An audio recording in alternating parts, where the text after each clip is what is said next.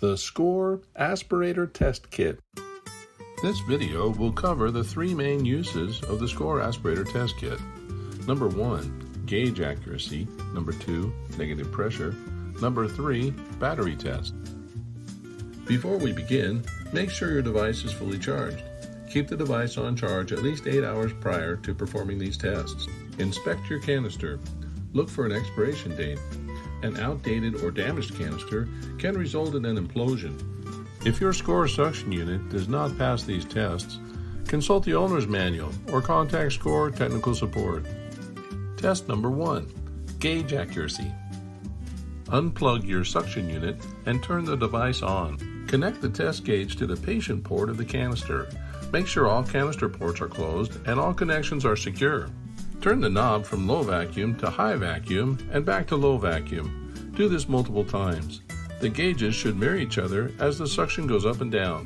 The gauge of the aspirator test kit should match the gauge of the device within plus or minus 19 millimeters of mercury. Test number 2, negative pressure test. Unplug your suction unit and turn the device on. Connect the test gauge to the patient port of the canister. Make sure all canister ports are closed and all connections are secure. When the regulator knob is turned to full power, the test gauge should reach 300 millimeters of mercury within 3 seconds. Allow the negative pressure to continue to climb. Maximum negative pressure should exceed 525 millimeters of mercury. Turn the device off and reconnect the device to the charging source. Test number 3, battery test. Unplug your suction unit and turn the device on. Make sure all canister ports are closed and all connections are secure. Allow the device to run for 15 minutes. At the end of the 15 minutes, the pump should audibly be running as strong as it was at the beginning of the test.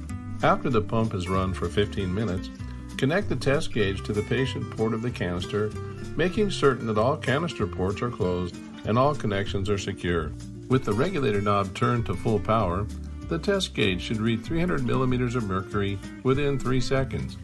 Allow the negative pressure to continue to climb. Maximum negative pressure should exceed 525 millimeters of mercury. Turn the device off and reconnect the device to the charging source. Recharge the device before returning it to service. We hope that the SCOR Aspirator Test Kit has been of service. For more information on SCOR products, visit SCOR.com.